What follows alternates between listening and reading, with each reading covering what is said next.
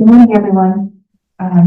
Before I begin, I would like to also make an acknowledgement of the country. So I'd like to acknowledge the traditional owners and their custodians of the lands on which we meet.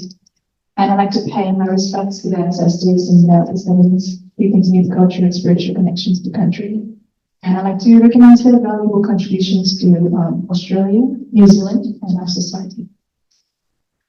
So my presentation today is rather a continuation of what Anh Nguyen already presented on how we as scientists is continuously develop and adapting our biotechnology onto the critically endangered species.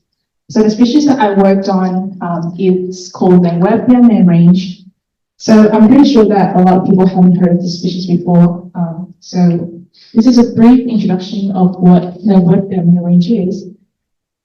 It's a small scrub, Australian native, that is mostly distributed in the high altitude region between the Queensland and New South Wales border. So the species, we have some individuals that is dispersed in the Olympic wood area as well.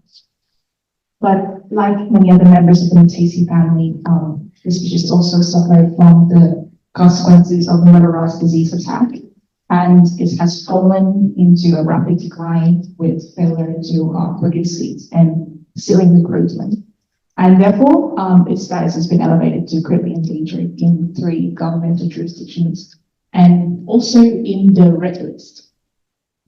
So it's been recommended for the most urgent conservation action.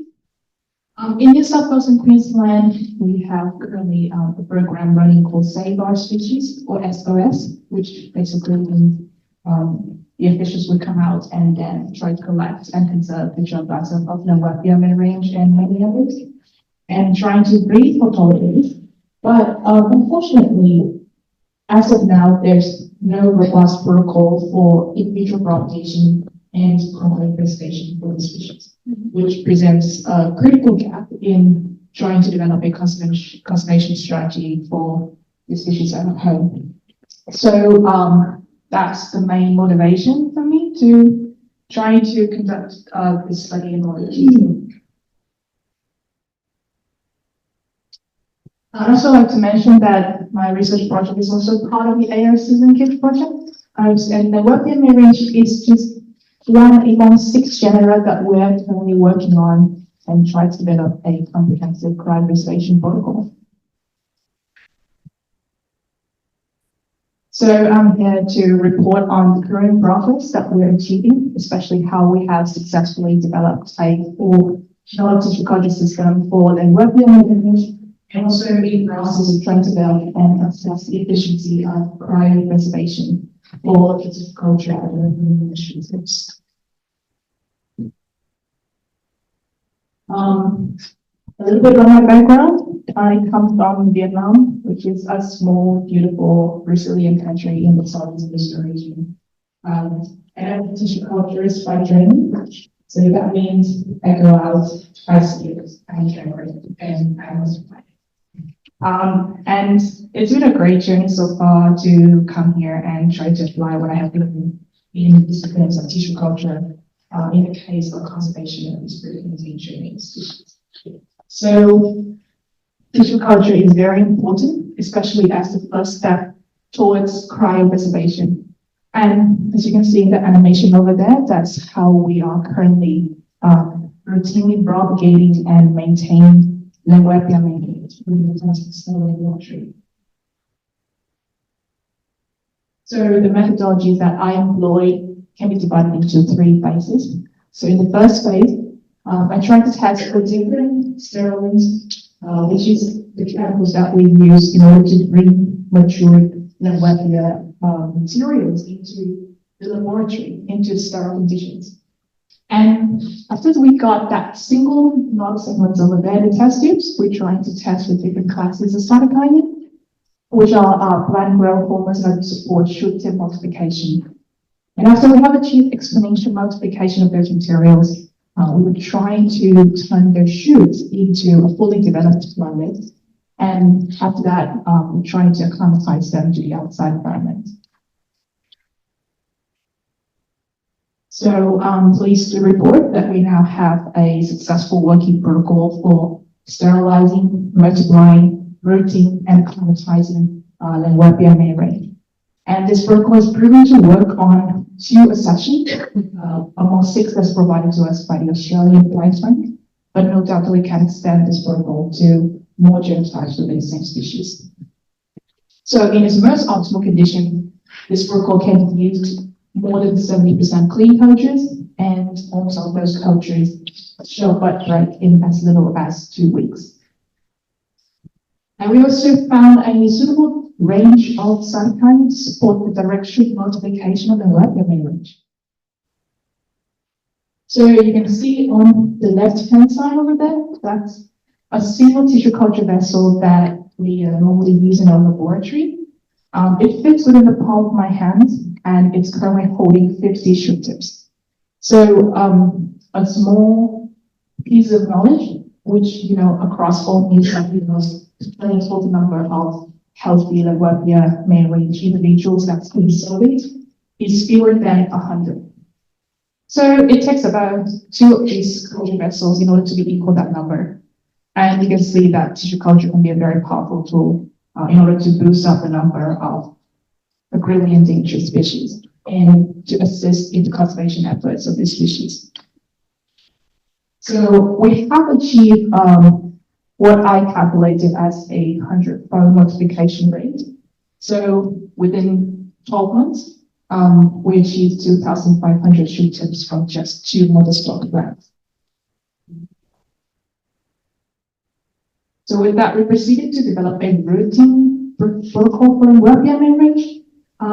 So you can see that this protocol used about 75% of routing success. And after we trying to acclimatize, so the whole acclimatization of these planets took about 2 months, to coming from 100% humidity to the 80 conditions. So after achieving that milestone, it allows us to move forward to the more exciting objective, which is cryopreservation. And I'm also supplying here a diagram showing how cryopreservation can be a cornerstone towards a comprehensive long-term conservation of species that are either recalcitrant or cannot produce seeds. So the cornerstone over there is highlighted in red. And science has definitely allowed this to be possible by letting us understand about the plant cell biology, which is at the bottom of that pyramid. And once you combine the knowledge from 2 pillars that's next to each other, you can actually move on to the next level, which create the next pillar. We're currently at, I think, is the second level of that pyramid. We have tissue culture, cryopreservation, which is currently developing, and we have methods to detect if the planets are actually truly type or not. So it's time to combine the 2 pillars and then move up the ladder, and hopefully we can achieve what we ultimately desire. So what I want about doing it, I just got started. So is to use the shoot tips that I have exponentially multiplied in order to trial with the method droplet vitrification, which Jean's already covered in her presentation. But in the initial experimental design, I tested only 2 factors. One is the superose pre-culture concentrations, and second is the cryoprotectant, which is PBS2 that we mainly use durations. So the first step starts with finding out the suitable science of the samples. So here I tested 2 different sciences, and I found that 90 to 100% of recovery rates happened in the shoot tips that were larger than 1 millimeter. After that, I varied where I collected the shoot tips, so it can either come from the apical position or the accelerated position, and I also found that there was very little variability in their recovery rate. After I used that the apical shoot tips with more than 1 millimeter size in order to proceed to test different superose free treatments. On the lower group is the treatments that we actually bring to store in liquid nitrogen. So we found a no survival rate, and this is what a surviving shoot tips look like. You can see there's a dot of green there that's trying to recover.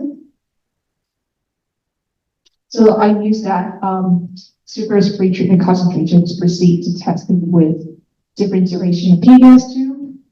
And we also achieved about 20% of survival rate after 30 days on 15 to 20 minutes of PBS2 treatments. So our biggest challenge right now is, you can see the difference between these pictures. So they're showing the recovery of the strip tips that were recovered from liquid nitrogen. And they're 3 months apart, but the groups that were on the left, which was stored in liquid nitrogen, really struggling to keep up and trying to recover into a normal multiplying strip tips, like the ones on the right. So I'm trying to solve this puzzle by exploring different factors at once, trying to find the most optimal combinations. And in a cryobanking process, the speed of regrowth is very important. But looking ahead, it shows that cryopreservation is feasible for the well beyond main range. And this adds one more species onto the list of species that we are constantly caring for. And you can see that the efforts of the science committee is also moving forward to work on all of these critically endangered Myrtaceae. We also have plans to optimize the cryoprotection treatments to improve the survival and ultimately recovery of the weapon range coming from liquid nitrogen, and to optimize the nutrients using response surface methodology to support multiplying, strip health, and provide outcomes. And also explore slow growth with the assistant of Australian plant flame as an alternative solution for storing tissue culture in Australia. So that concludes my presentation. I want to say a big thank you to all the funding and collaborators of our project. And also this would not be possible without the generous travel support from Australasian Climate Consulting Society and the New South Wales Department of Climate Change, Energy and Environment and Water.